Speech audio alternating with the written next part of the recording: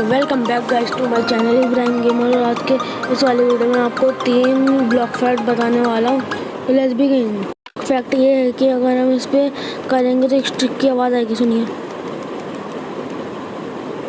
Number 2, अब इस वाले ब्लॉक फैक्ट में क्या है कि हम सिंपल कैंप फायर को प्लेस करेंगे जो उसका धुआं बहुत कम जाता है, और लेकिन अगर हम ए बेल नीचे लगाएंगे और उसके ऊपर कैंप फायर जलाएंगे तो उसका धुआं 15 ब्लॉक और ऊपर जाता है। ये देखिए।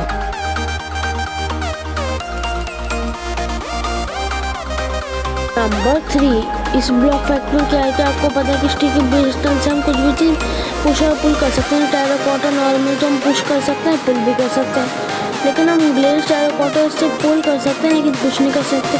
आपको दिखाते हैं। ये देखिए, हमने ब्लैक ग्लेज टेराकोटा लिया तो हमने यहाँ पर लगा दिया। उसके बीच हम रेस्टोन को ब्लॉक लगाएंगे, फिर हम बैक कर देंगे। पुल तो हुआ।